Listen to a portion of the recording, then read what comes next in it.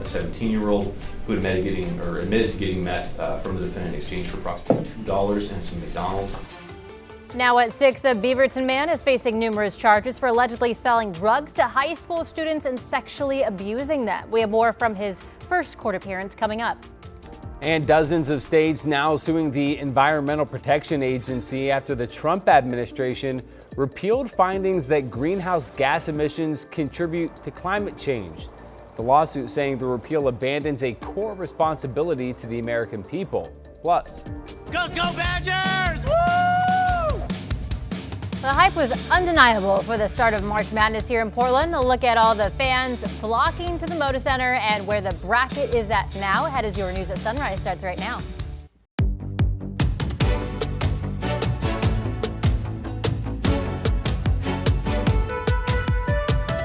Good morning, and thank you for joining us on your Friday. I'm China Green. And I'm Matthew Herchick. Happy first day of spring, everyone. Not yet. Not yet, in about an hour and 45 minutes. I feel like our producer, that was pretty savage there to use a soundbite from a Badgers fan. After, it's a bit dated at this point, isn't it? Yeah, like he's on his flight home already, probably by this point. Yeah. Aww. Poor guy. That's the way it goes. The excitement and then the sadness.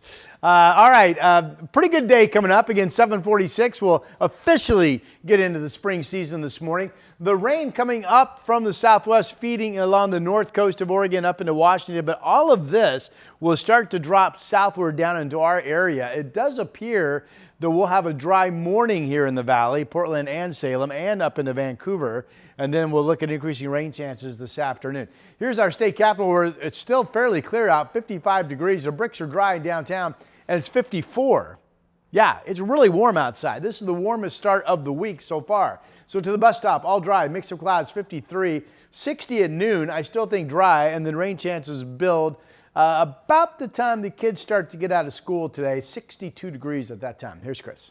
Well, thanks for that. Overnight road work running a little late in the Rose Quarter, and that's having some impacts on I-5 southbound and on the inbound Banfield. We'll zoom in real quick. You can see the orange line here showing the slowing here. So I actually just saw a street sweeper going down the freeway here. So obviously that's going to slow things down just a little bit on that stretch of I-5. And as we mentioned, I-84 westbound also, you can see the ramp onto I-5 north running a little thick. And I think if you look off in the distance, we see some of the flashing lights from some of that road work. So yeah, running a little thick there, but otherwise the rest of the freeway drive is in pretty good shape. No crashes on the roads right now, and we're off to a speed limit clip right now. 16 minutes gets you in from Wilsonville, 12 minutes from Hillsborough. China, Matthew, back to you. Thank you, Chris. Developing this morning, a Beaverton man accused of selling drugs to high school students and in some cases sexually abusing them has made his first court appearance. And a warning, the story does include details about sexual assault. Yeah, according to court documents, 29-year-old Joshua Delago was arrested earlier this month after being spotted with an underage Sunset High School student. When police arrived, the 14-year-old told officers that Delago was her drug dealer and had been providing her with methamphetamine. She also said that they had been having sex for the past 3 months. After Delago's arrest, investigators interviewed other minors who said Delago had been selling them meth or marijuana. A 17-year-old who admitted to getting meth from the defendant in exchange for approximately $2 and some McDonald's.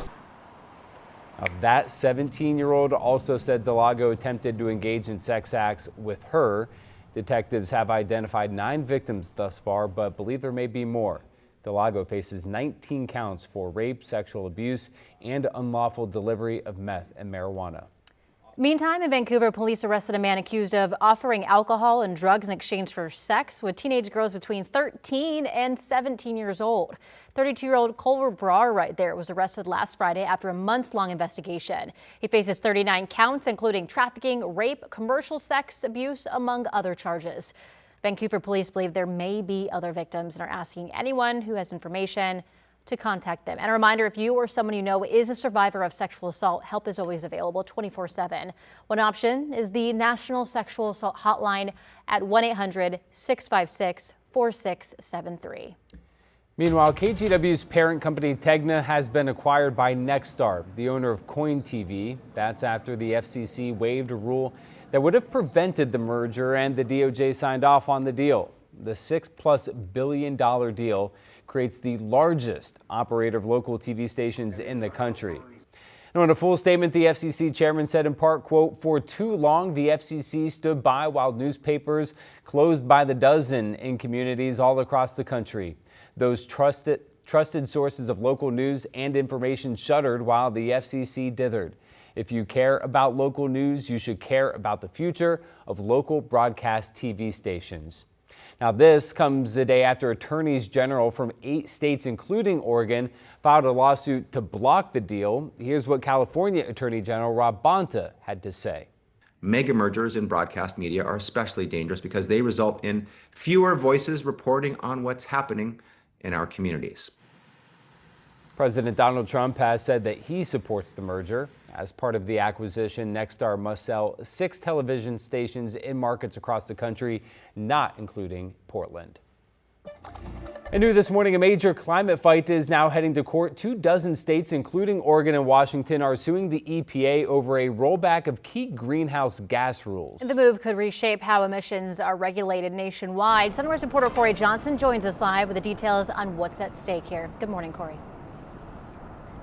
Yeah, good morning, China. Matthew, this all comes down to one major shift. The EPA is pulling back a key finding that's guided climate regulations for years. Now, 24 states, including Oregon and Washington, plus 10 cities are suing to stop it. Now, at issue is the 2009 endangerment finding, which determined greenhouse gases threaten public health. That finding has been the legal backbone for regulating emissions from cars, power plants, and other industries. The EPA recently revoked it, and it's a move that could potentially eliminate vehicle emissions standards and weaken broader climate rules.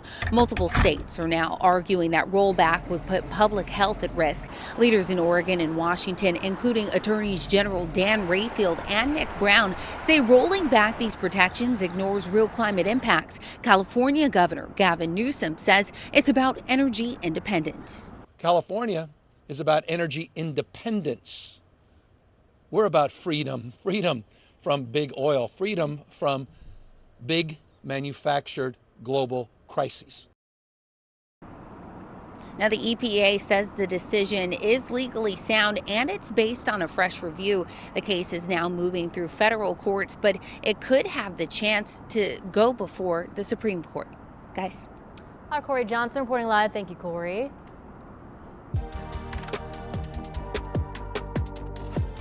Today is the first day of spring, and that means flowers are starting to bloom across the country, including the cherry blossoms in Washington, D.C. Today marks the start of D.C.'s Cherry Blossom Festival, which brings more than 1 million people to the nation's capital. Peak blooms are predicted to be between March 29th and April 5th.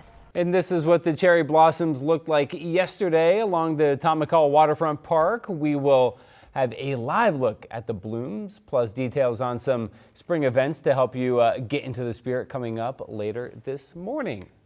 Definitely going there tomorrow with Barry. What time? I don't know. I mean, I'm sleeping in, so I'll probably get up at like 6 and go with it.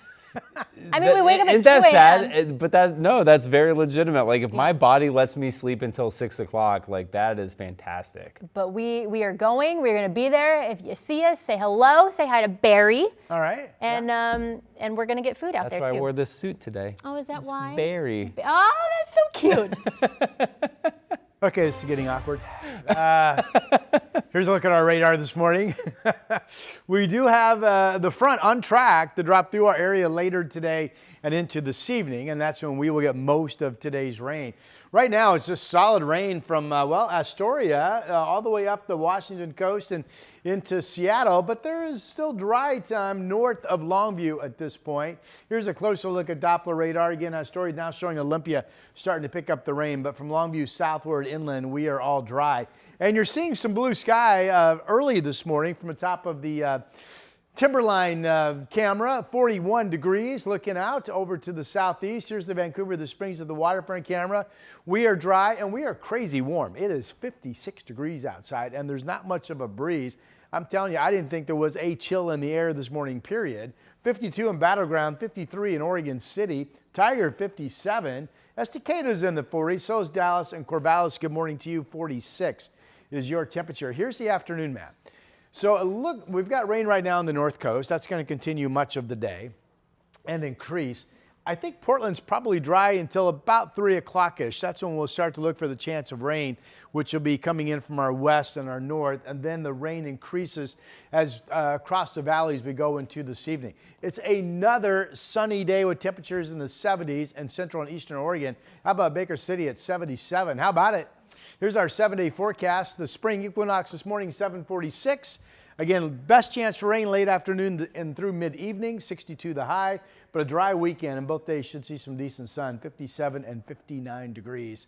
First weekend of spring, that's your update. Thank you, Rod. The KGW Great Food Drive is still underway, and we've already provided more than 650,000 meals, but we need your help to reach our goal of over 1 million. So donate today at any Rivermark Community Credit Union branch if you can. You can also drop off food in person this week at the Timbers Match. We'll be at Providence Park on Sunday collecting donations before kickoff. And all week, Pacific Foods will match donations up to $5,000. You can find all the ways to give at kgw.com/food drive. And thank you to Toyota dealers, Pacific Office Automation, Rivermark Community Credit Union, and Safeway for supporting this year's food drive.